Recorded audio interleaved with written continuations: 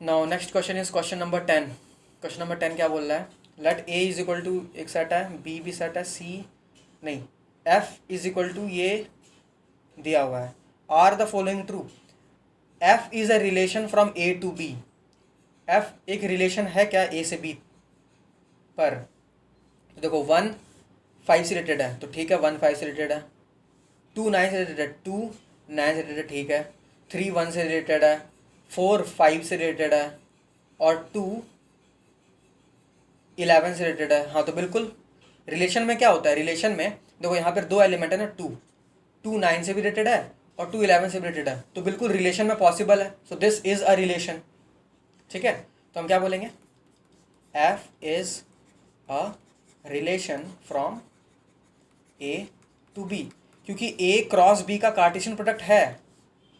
F क्या है? A cross B का कार्टेशियन प्रोडक्ट का सबसेट है। ए क्रॉस बी का कार्टेशियन प्रोडक्ट का सबसेट है। ठीक है, second, F is a function from A to B, तो नहीं हो सकता। 2 9 से भी रिलेटेड है, 2 11 से भी रिलेटेड है, तो नॉट अ फंक्शन। ये तो ईजी था, समझ आ गया होगा। ठीक है, क्यों? क्योंकि 2 9 से भी रिलेटेड है और 2 11 से भी रिलेटेड है, तो ये नहीं हो सकता फंक्शन में। डोमेन का एक एलिमेंट को डोमेन के एक ही एलिमेंट से रिलेटेड होना चाहिए for function. Now next question is question number 11। Let F be the subset of Z cross Z. तो यहाँ पर एक कार्टेशियन प्रोडक्ट है Z cross Z, defined by F is equal to ordered pair है। F क्या है? F में elements हैं जो ऑर्डर्ड पेयर के टाइप्स के हैं। फर्स्ट एलिमेंट है ए बी टाइप का और सेकंड एलिमेंट है ए प्लस बी टाइप का। वहाँ ए और बी दोनों जेड से बिलोंग कर रहे हैं। ठीक है, if F is a function from Z to Z, justify your answer. अब देखो यहाँ पे ना बहुत से लोगों को कन्फ्यूजन हो सकता है, तो इस क्वेश्चन को अच्छे से समझते हैं। देखो सोल्यूशन सबसे पहले बोला जा रहा है कि F is a subset of Z cross Z. तो सबसे पहले जेड क्रॉस जेड फाइंड करते हैं। तो जेड क्रॉस जेड क्या होगा? देखो जेड क्रॉस जेड मतलब कार्टेशियन प्रोडक्ट ऑफ इंटीजर्स। तो मैं ऐसा बोल सकता हूँ, इधर बहुत सारे एलिमेंट्स होंगे, यहाँ पे मैं ऐसा बोल सकता हूँ 0 -2, फिर 0 -1, 0 0 भी होगा। ठीक है, फिर 0 1 भी होगा, एंड सो ऑन। ठीक है, इस टाइप से और बढ़ते जाएंगे। फिर इस टाइप से ऐसे भी एलिमेंट होंगे। यहाँ पर तो हमने 0 लिया ना, यहाँ पर 1 -2, 1 -1, फिर ऑब्वियसली ये नेगेटिव नंबर्स भी होंगे। ठीक है, मैं कुछ ही एलिमेंट्स लिख रहा हूँ बस एग्जाम्पल के लिए, समझाने के लिए। 1 0 भी होगा, 1 1, 1 2 भी होगा, एंड सो ऑन। ठीक है, सिमिलरली यहाँ पे नेगेटिव नंबर्स भी आ सकते हैं, जैसे -5 भी होगा, -5, -2, इधर और भी नंबर्स होंगे।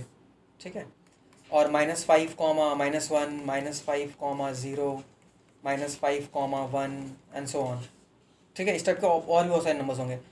तो ये तो समझ में आ गया कि जेड क्रॉस जेड होगा कैसा, ऐसा होगा। ठीक है, जेड का एक एलिमेंट लो, सपोज हमने 0 लिया, उसको सारे जेड के एलिमेंट के साथ एक बार ऑर्डर्ड पेयर बना दो। सिमिलरली जेड का कोई दूसरा एलिमेंट हो, जैसे हमने 1 ले लिया, फिर जेड के सारे एलिमेंट के साथ उसका पेयर बना दो, ऑर्डर्ड पेयर सारा लिस्ट कर दो। ठीक है, तो इस टाइप के एलिमेंट्स होंगे। अब क्या बोल रहा है? F is a subset of Z cross Z. तो एफ क्या होगा? इसका सबसेट होगा। ठीक है, F is a subset of Z cross Z. ठीक है, मतलब इसमें से कुछ एलिमेंट्स चुन लो, वो एफ में हो जाएंगे। ठीक है, देखो अब यहाँ पे समझने वाला बात क्या है, बोला जा रहा है एफ में कैसे एलिमेंट्स होंगे। तो एफ में ऑर्डर्ड पेयर के ही एलिमेंट्स होंगे ऑब्वियसली, क्योंकि एफ जेड क्रॉस जेड का सबसेट है, तो ऑर्डर्ड पेयर्स ही होंगे।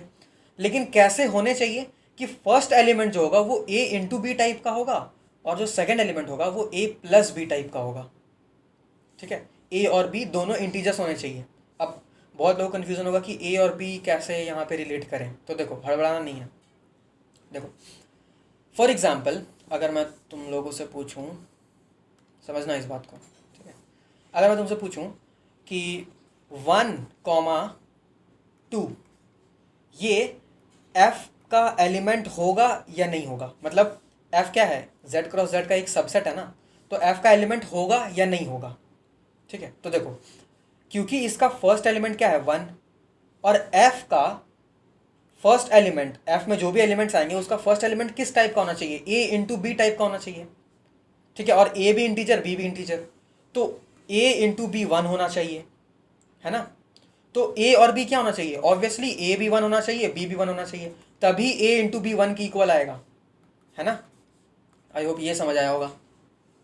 नाउ दूसरा पॉइंट क्या है कि ए प्लस बी 2 होना चाहिए, है ना। तो बिल्कुल ए अगर 1 है और बी अगर 1 है तो दोनों का मल्टीप्लिकेशन भी 1 आ रहा है और दोनों का एडिशन भी 2 आ रहा है, तो ये एफ पे बिलोंग करेगा, ठीक है। अब अगर मैं तुमसे पूछूं कि 1,3 बताओ, ये एफ से बिलोंग करेगा या नहीं करेगा, ठीक है। तो देखो यहाँ पे तुम डायरेक्टली बोलोगे कि ए इंटू बी टाइप का होना चाहिए 1, तो ऑब्वियसली ए भी 1 होगा और बी भी 1 होगा, A is equal to B is equal to 1। लेकिन अब अगर ए प्लस बी करें so this is not equal to 3, this is equal to 2, तो 1,3 does not belongs to F होगा, ठीक है। ये समझ आया। सिमिलरली अगर मैं तुमसे पूछूं 0,1, तो 0,1 बिलोंग करेगा या नहीं करेगा, तो कर सकता है मतलब ये तो करेगा।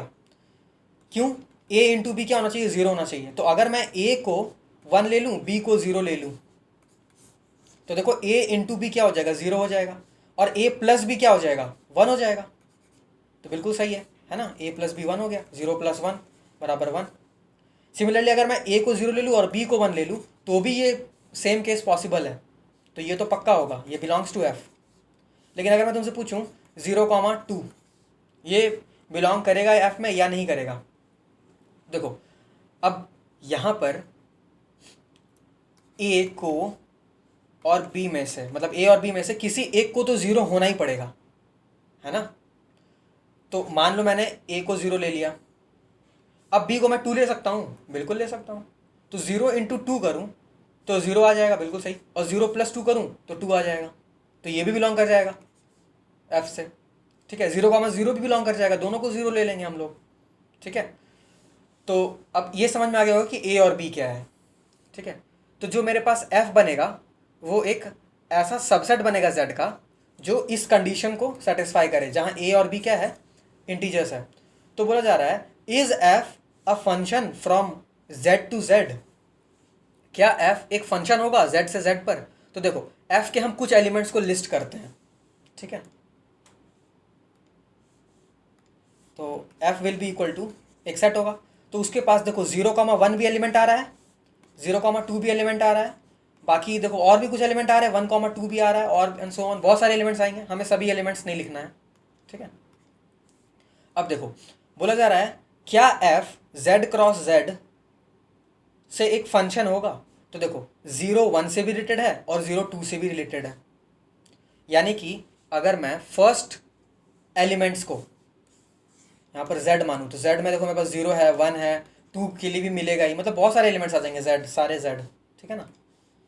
और यहाँ पर मैं दूसरा z मानूँ, मतलब कोडोमेन, तो यहाँ पर 1, 2, 3 ऐसे सारे एलिमेंट्स आएंगे, 0 भी आएगा, है ना। तो देखो 1 से भी सॉरी 0 जो है वो 1 से भी रिलेटेड है और 0 जो है वो 2 से भी रिलेटेड है। सिमिलरली 0 3 से भी रिलेटेड हो जाएगा, है या नहीं। ए को 0 ले लेंगे और बी को 3 ले लेंगे, तो 0 3 से भी रिलेटेड हो जाएगा। तो एक एलिमेंट यहाँ 3 एलिमेंट से रिलेटेड है, ऐसा पॉसिबल नहीं हो सकता है फंक्शन में, ठीक है। तो आई होप ये समझ आया होगा। Therefore F is not a function, ठीक है। Now next question is let A is equal to 9, 10, 11, 12, 13, let F from A to N, F A देखो ये है, ये सेट है ए, फ्रॉम एन मतलब कोडोमेन क्या है, set of natural numbers, be defined by F N is equal to highest prime factor of N, find the range of F. तो देखो समझना, एफ ऑफ एन क्या डिफाइंड है, highest prime factor. तो F of 9 क्या हो जाएगा, highest prime factor of 9 क्या होगा, 9 को तुम देखो यार, प्राइम फैक्टर्स निकालो, सारे फैक्टर्स निकाल लो, तो फैक्टर्स क्या हो जाएंगे 1, 3 और 9।